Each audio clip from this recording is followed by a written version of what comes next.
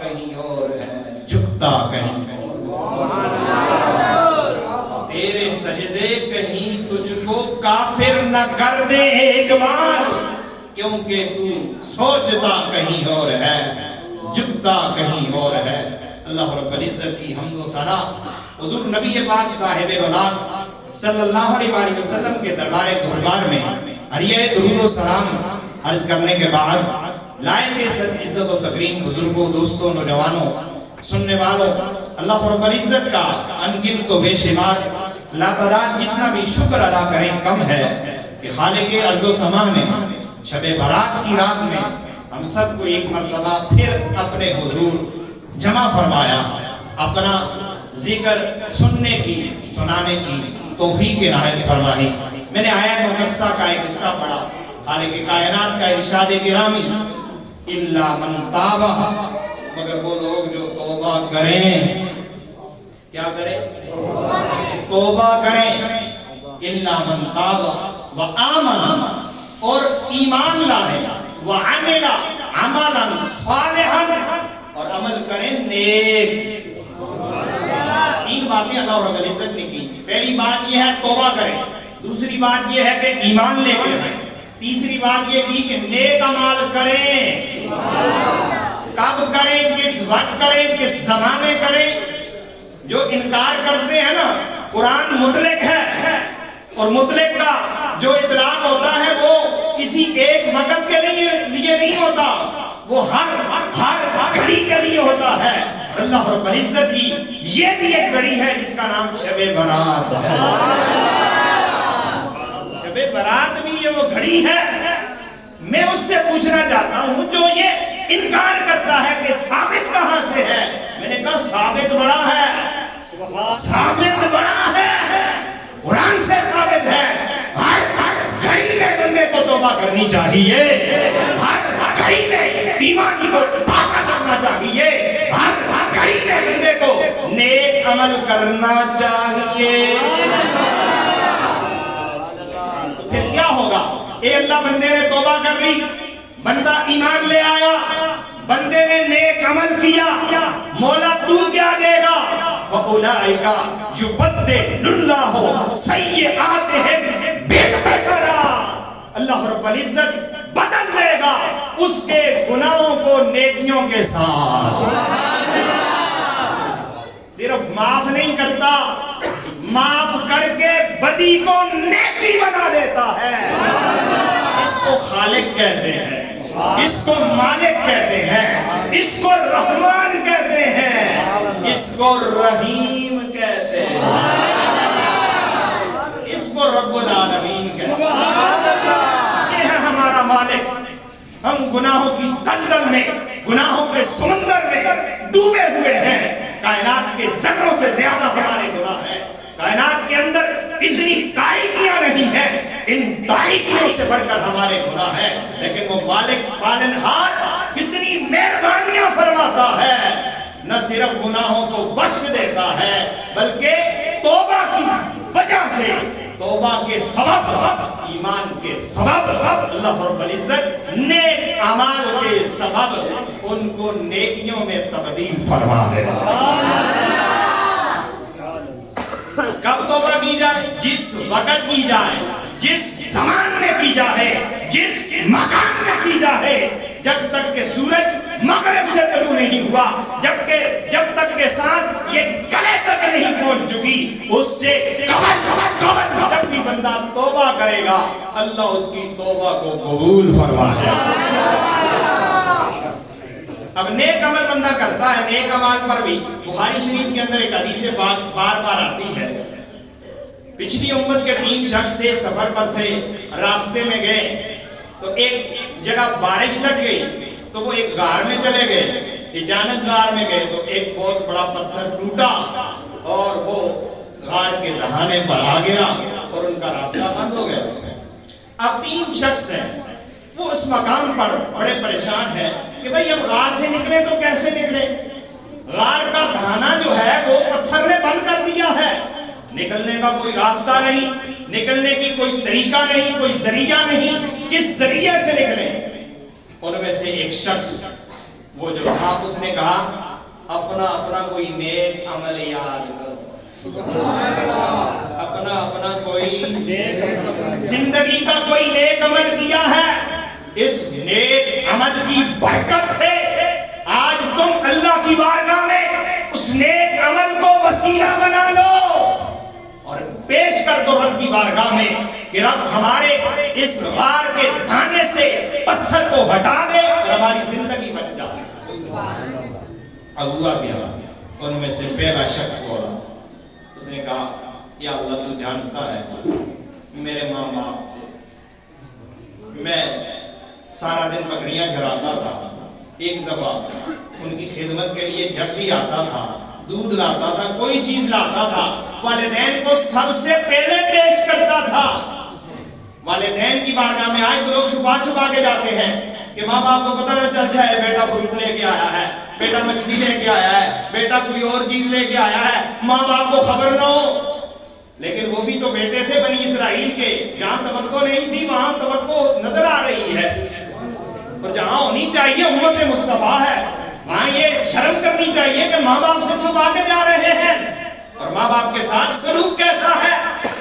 اب ہوتا کیا ہے کہ وہ شخص کہتا ہے یا اللہ میں جب بھی آتا تھا سب سے پہلے اپنے والدین کو دودھ پلاتا تھا، اچھی جو چیز ہوتی تھی پہلے ان کی خدمت میں دیتا تھا، بعد میں اپنے بچوں کو کھلاتا تھا۔ مولا ایک دن میں دور سفر پہ نکلا، جنگل میں چلا گیا، کافی دیر کے بعد تاخیر سے گھر کو پہنچا، مالک لیٹ ہو گیا، میں گھر پہ پہنچا، میں دودھ لایا، ماں باپ کے پاس آیا، ماں باپ سو چکے تھے، میں نے ادب کی وجہ سے ان کو تاکہ ان کے آرام میں خلل نہ آئے، بس یہ ادب تھا، ان کے سامنے کھڑا رہ گیا۔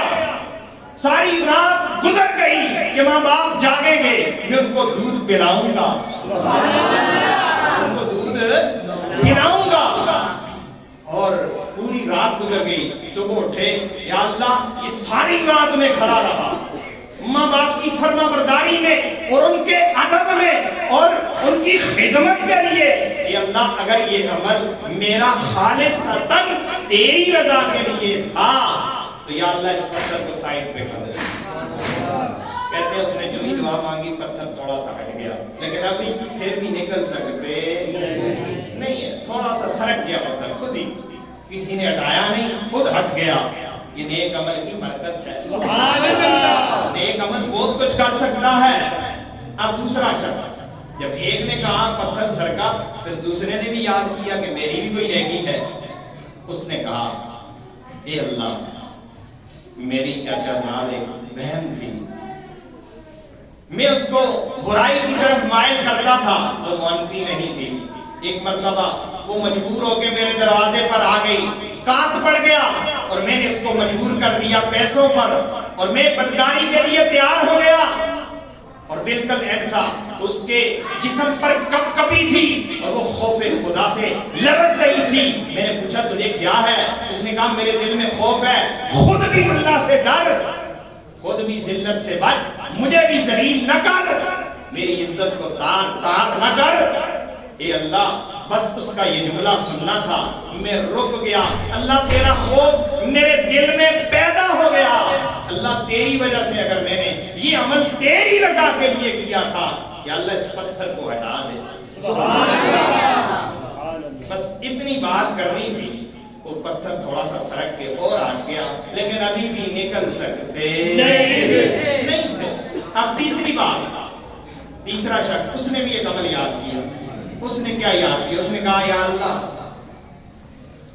میرے پاس لوگ آتے تھے مزدوری کرتے تھے، میں ان کی مزدوری دیتا تھا، ایک دفعہ جو مزدور آئے انہوں نے مزدوری کی، میں نے سب کو مزدوری چکا دی، ایک بندہ وہ بغیر مزدوری کے چلا گیا، اس نے مزدوری لی ہی نہیں، یا اللہ میں نے اس کی مزدوری سے کاروبار کیا، اس کے پیسے سے کاروبار کیا، اور پھر وقت گزرنے کے بعد کئی سالوں کے بعد وہ شخص میرے پاس آیا اور میں نے اس کے کاروبار کو بڑھاتا رہا، اس سے میں نے اونٹ خریدے، بکریاں خریدی، بہت سارے ریور خرید کے، بہت سارے خدام خرید کے، سب کچھ جمع کرتا رہا۔ دوبارہ جب وہ آیا تو اس نے کہا میری مزدوری دے، تو میں نے کہا یہ اونٹ بھی تمہارے ہیں، یہ بکریاں بھی تمہاری ہیں، یہ خادم بھی تمہارے ہیں، یہ سب مال و منال یہ جو تجھے نظر آتا ہے یہ سب تیرا ہے.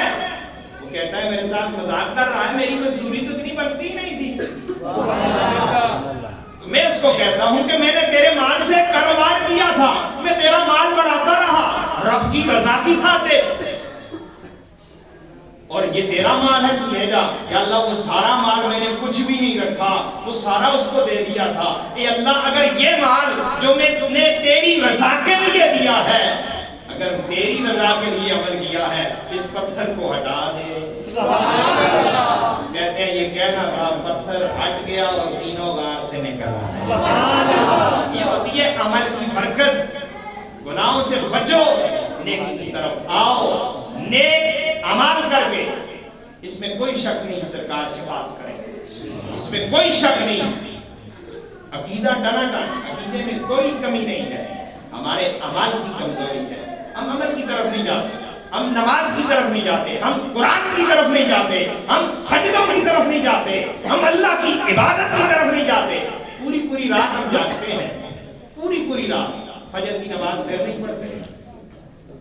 سوچنے والی بات ہے, پوری رات اگر ہم جاگیں گے, فجر کی نماز نہیں پڑھی تو پوری رات کی عبادت کا کیا فائدہ ہے؟ ایک تو نفلی ہے, ایک ہے فرض. فرض کا حساب دینا ہے, نفل پہ تو یہ تو ایک مزید اس پر اللہ رب العزت کی رحمت ہے, کرنا چاہیے.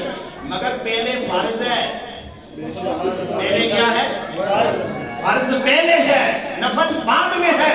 سارے نفل مل جائیں, میں اکثر کہتا ہوں سارے نفل مل جائیں, کسی سنت غیر موقدہ کے برابر نہیں ہو سکتے. اور ساری سنت موقدہ مل جائیں, کسی سنت غیر موقدہ مل کے سنت موقدہ کے برابر نہیں ہو سکتی. ساری سنت موقدہ نوافل مل جائیں, کسی واجب کے برابر نہیں ہو سکتے. سارے واجب اور سنت نفل مل جائیں, کسی فرض کے برابر نہیں ہو سکتے. اور ایک نماز ترک کرنے پر کتنی سزا ہے, یہ بات آپ کے سامنے اس لیے رکھتا ہوں. ایک سزا یہ ہے, جو بندہ قضا کر کے پڑھ لے گا, کیا کرے گا؟ پڑھ لے گا. قضا پڑھی ہے, اس کے لیے ایک حکم ہے, اور وہ حکم کیا ہے؟ 2,88,00,000 سال جہنم میں ایک نماز میں جلنا پڑے گا. اس مجمع سے اٹھ کے جاؤ تو نمازی بن کے جاؤ. یہ میں آپ کو پہلے کہہ رہا ہوں. باتیں سنتے ہو, عمل نہیں کرتے, ایک کان سے لیتے ہو دوسرے سے نکال دیتے ہو. بات کرنی ہے تو پکی کرو, توبہ کرنی ہے تو سچی کرو. یہ سارے فرائض کے دائرے بھی ہم, واجبات کے دائرے بھی ہم, سنت کے دائرے بھی ہم, نوافل کے ایک دن وہ بھی کریں, وہ بھی کسی کو اللہ نصیب کر دے تو وہ بڑی بات ہے. لیکن اس کے اندر بھی وہ اخلاص, وہ محبت, وہ للہیت, وہ شوق, وہ خدا کی رضا, یہ اگر نہیں ہے تو میرے خیال میں پوری رات جاگنے کا بھی کوئی فائدہ نہیں ہے. ہاں, جاگتے ہو تو اللہ کی رضا کے لیے جاگو, عمل کرتے ہو تو اللہ کی رضا کے لیے کرو, عبادت کرتے ہو تو اللہ کی رضا کے لیے کرو. جب اللہ کی رضا کے لیے کرو گے, وہ عمل کسی نہ کسی موڑ پر تمہاری مدد کے لیے آ ہی جائے گا. چاہے وہ دنیا میں ہو, آخرت میں ہو, قبر میں ہو, حشر میں ہو, جہاں پر جاؤ گے وہ عمل تمہارے کام آئے گا. اور میں آپ کو پہلی بات بتاتا ہوں, عقیدہ ہے جنت کے داخلے کا سبب. عقیدہ کس کا سبب ہے؟ جنت کے داخلے کا سبب عقیدہ ہے, ایمان پہلے ہے. اس وقت تک بندہ جنت میں داخل نہیں ہو سکتا جب تک وہ بندہ, اس کا عقیدہ درست نہیں. عقیدے پر نجات ہے, جہنم سے بچے گا. اور عمل کس کام آئے گا؟ بھائی ذہن میں رکھو, عمل کس کام آئے گا؟ اگر عمل کا مقصد نہیں ہے تو پھر عمل کرتے کیوں ہیں؟ ہاں, عمل اس لیے کرتے ہیں کہ عمل کی برکت سے جنت میں درجے بڑھتے ہیں. عقیدے سے جنت کا داخلہ ملتا ہے, عمل سے جنت میں درجات کی بلندی کا ذریعہ بنتا ہے. جتنا عمل زیادہ نیک ہوگا اتنا ہی جنت میں درجہ بھی بلند ہوگا. اللہ رب العزت آج کی اس بابرکت رات میں ہمیں سچی توبہ نصیب فرمائے. ہمیشہ اللہ اپنی بارگاہ میں اپنا شکر، اپنا ذکر اور اپنی بارگاہ میں توبہ کرنے کی توفیق عطا فرمائے۔ وما توفیقی الا باللہ۔ سلام کے دو